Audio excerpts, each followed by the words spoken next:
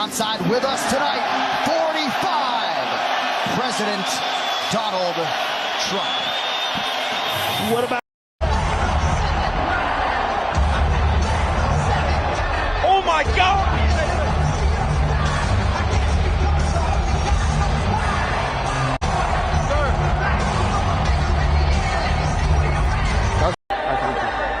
How you doing?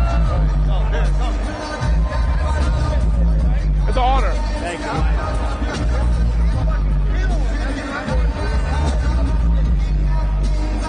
My mom's gonna go crazy.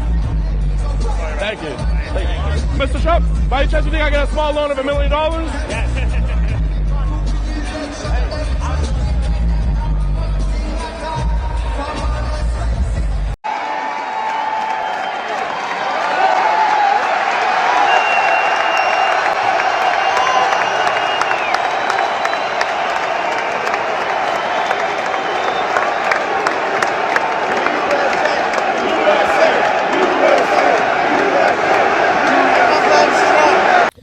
All right, guys, so we got to talk about President Trump, okay? As you guys saw there, he showed up to UFC 287, and he received a standing ovation and breakout of USA chants, okay? There was also a breakout of Let's Go Brandon chants as well, too, as Jorge Masvidal actually shouted out the president and led Let's Go Brandon chants to the crowd after his fight at that match. Take a look.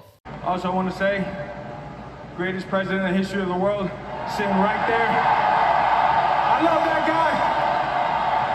We also got the greatest governor of all time here in Florida. Let's keep Florida free, a red state, and let's take that. You know who? Let's go Brandon, motherfucker, out of power, replace him. If I could get it just one time.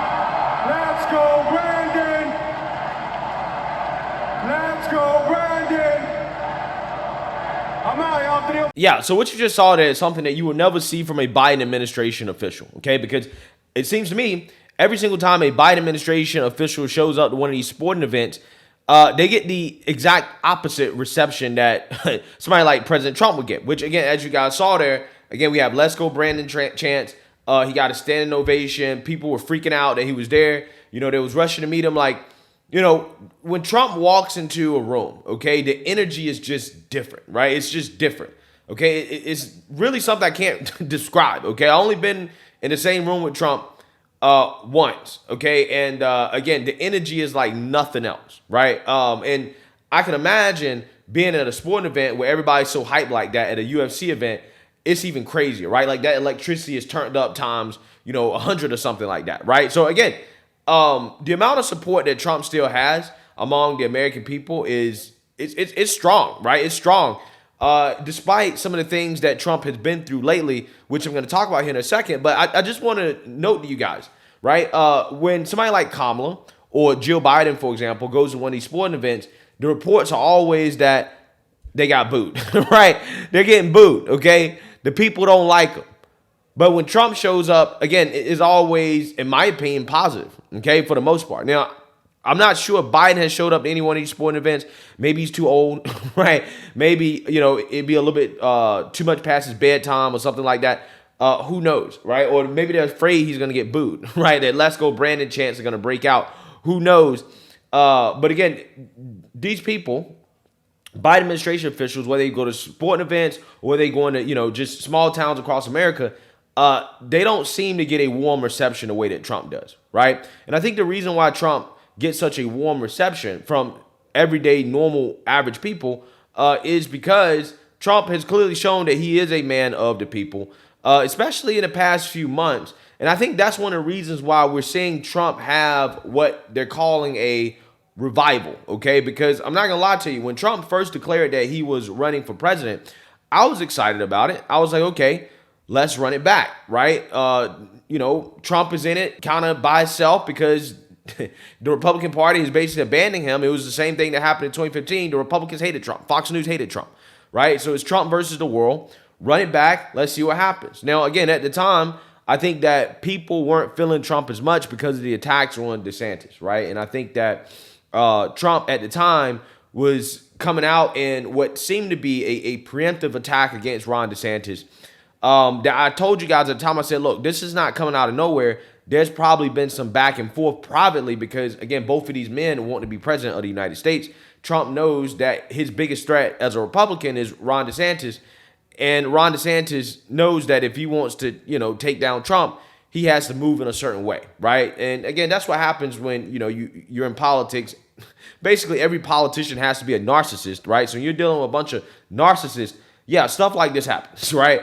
But anyways, I think that was a little bit of a turnoff for people, and it showed in his poll numbers.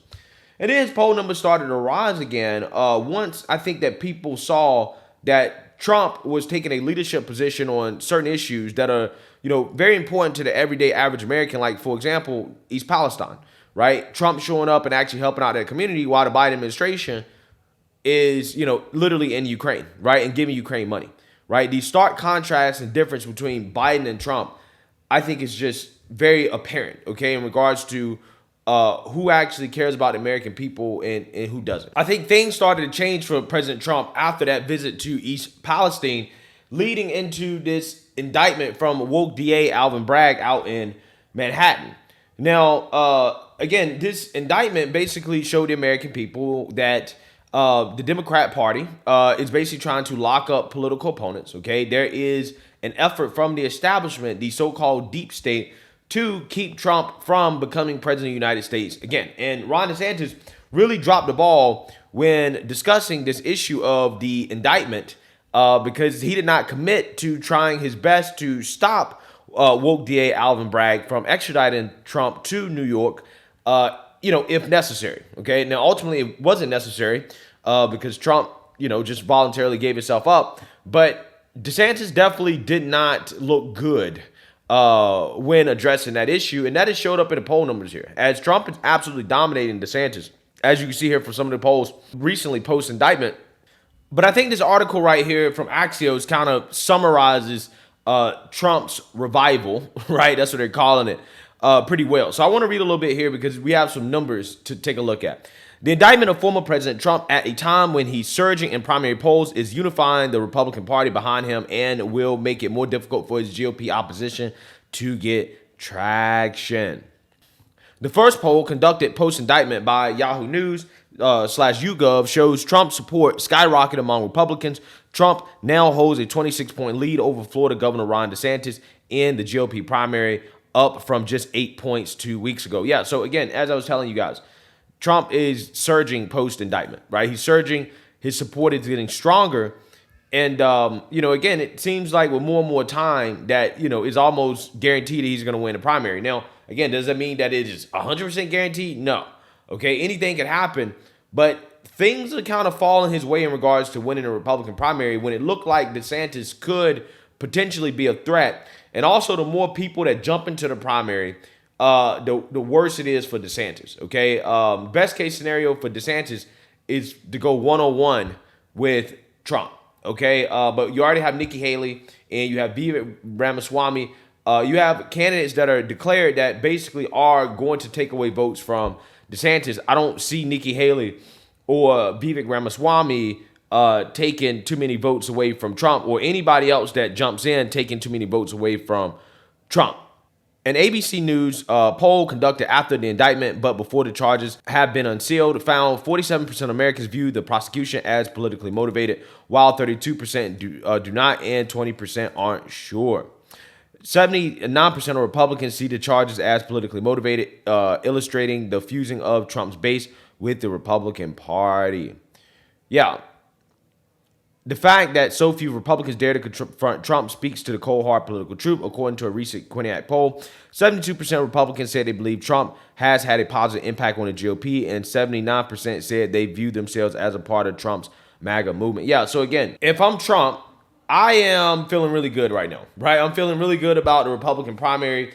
It seems that, again, the more the Democrats attack him, the more they go after him. It's the same thing that happened in 2015. He gets stronger. Right? You would think that the mainstream liberal media and the Democrats would have learned their lesson, but apparently not. Again, because Trump is getting stronger and stronger and stronger. And I think right now that's kind of what they want. They want Trump to win the Republican primary because they think that, you know, he's much more beatable than somebody like DeSantis against Joe Biden in the general. But I think that just like 2015, underestimating Trump is probably not a good idea. Okay, I don't think it's a good idea. So we'll see. But I mean, all this is to say that, yeah, Trump's support is still strong and is getting a lot stronger, especially among the Republican Party and the base, based off some recent events that we've seen. So let me know what you guys think. Make sure you like, comment, subscribe. Most importantly, share a Black conservative perspective. Peace.